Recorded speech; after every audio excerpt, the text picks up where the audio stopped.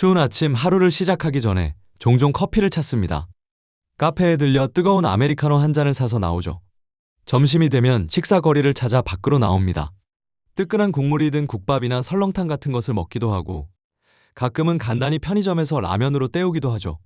따뜻한 아메리카노와 국물 요리, 이 음식들에는 모두 공통점이 하나 있습니다. 바로 물이 들어간다는 것이죠.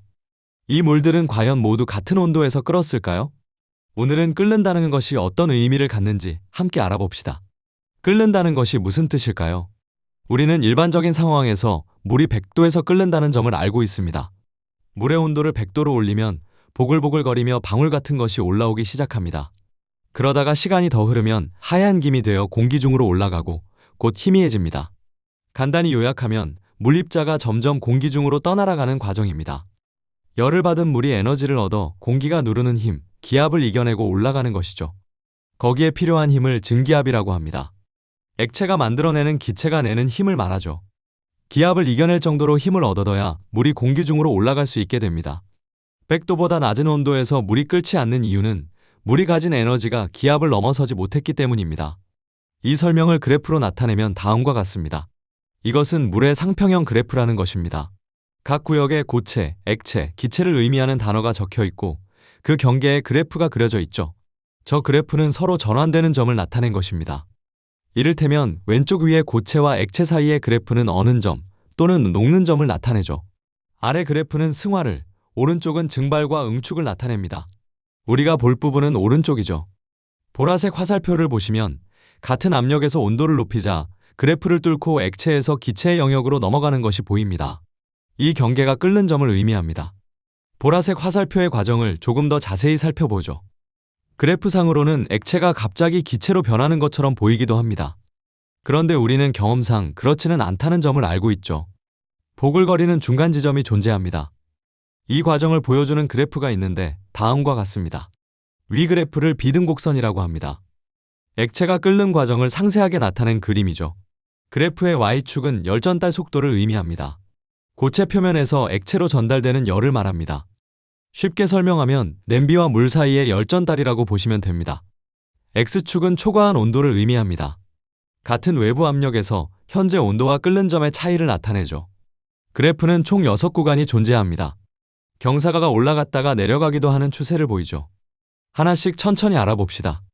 그래프의 원점부터 A까지는 자연 대류의 영향을 받습니다. 단순하게 물의 아래가 데워지고 밀도 차이로 인해 순환하죠. 아직까지 본격적으로 끓지는 않습니다. A를 넘어서면 기포가 발생합니다. 작은 기포들이 간헐적으로 나타나며 조금씩 보글거리기 시작하죠. 열전달 효율이 급격히 상승하면서 그래프가 위로 휘어지는 것을 볼 수 있습니다. 온도가 더 올라 B를 넘어가면 기포가 매우 활발하게 생성됩니다. 열전달은 더 커져 최대치인 C까지 점점 상승합니다. 이 구간이 우리가 흔히 보는 끓는다는 느낌을 받는 상태죠. 계속 올라갈 것 같던 그래프는 C에서 꺾이게 됩니다. C를 번아웃점이라고 부릅니다. 우리가 일상에서 번아웃이 오면 일할 의욕이 꺾이는 것처럼 번아웃점을 넘어서면 열전달 효율이 급감합니다. 그 이유는 기포가 점점 더 많아지다가 아예 증기로 된 층을 만들어버리기 때문이죠.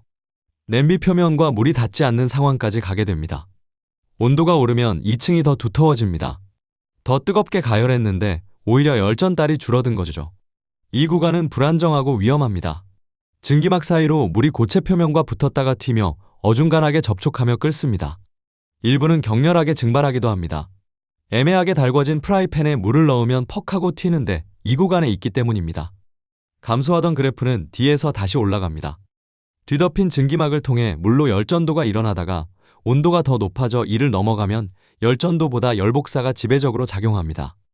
이 점에 도달한 프라이팬에 물 몇 방울을 떨어뜨리면 뜨거운 표면 위에 굴러다니는 모습을 보입니다.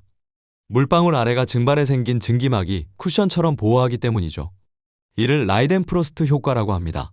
물에 끓는 전보다 훨씬 높은 온도에 접촉해 나타나는 현상이죠. 격렬하게 반응하던 이전과 달리 여기서는 조용하고 천천히 증발하게 됩니다. 어떤가요? 생각보다 다양한 과정이 나타나죠. 다시 상평형 그래프로 돌아오겠습니다. 우리는 지금까지 보라색 화살표를 살펴봤습니다. 그러면 옆에 있는 빨간색 화살표는 뭘까요? 압력에 따라서 끓는 점은 변합니다.